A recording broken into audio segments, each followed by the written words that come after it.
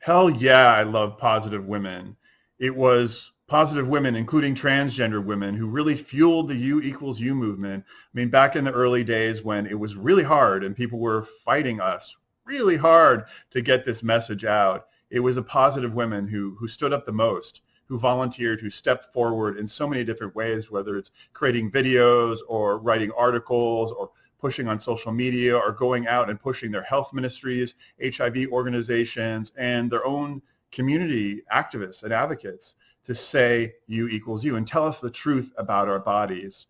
So they had the backs of all of us living with HIV. They really went to bat for us.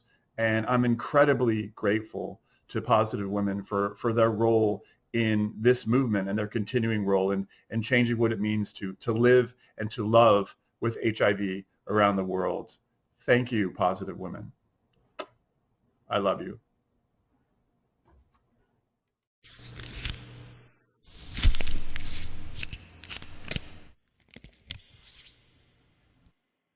I had ended an abusive relationship that lasted 10 years. I was thankful. I was ready to live.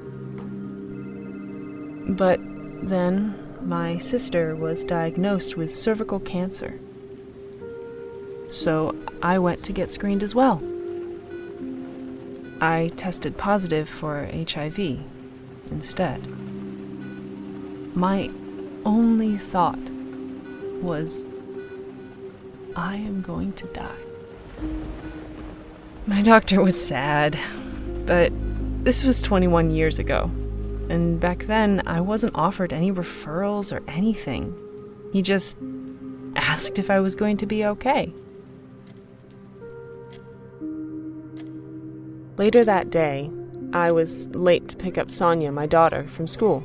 So we got ice cream. And it took all I had to act like I was okay.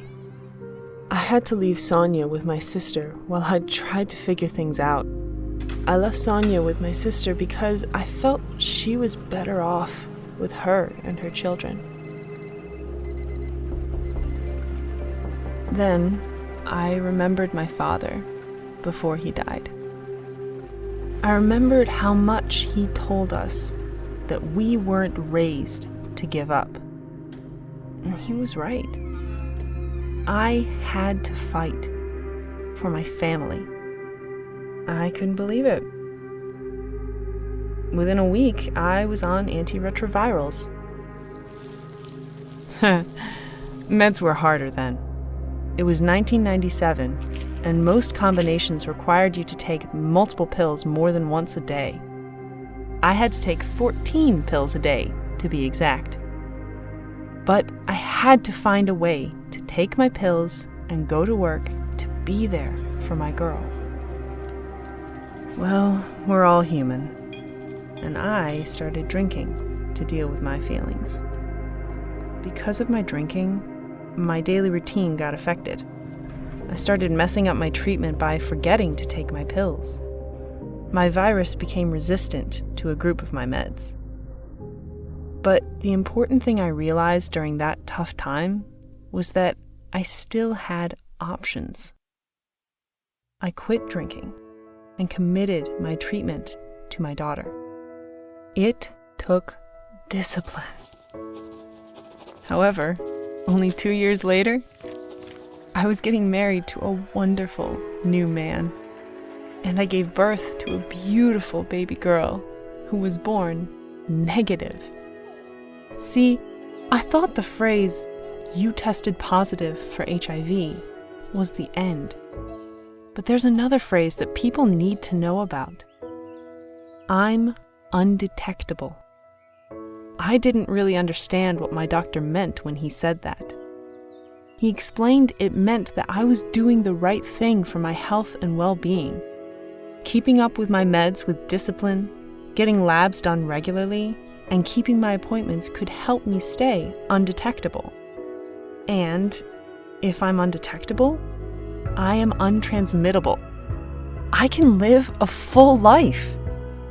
Some people give up when they hear they're positive. But in spite of the hardship, help was there for me. 2 words gave me everything back. A simple message that takes work, but gave me my life and family back. And now, 21 years later, I just take 1 pill a day and get labs done twice a year. We only have 1 life to live. Live it and be great. Love, D.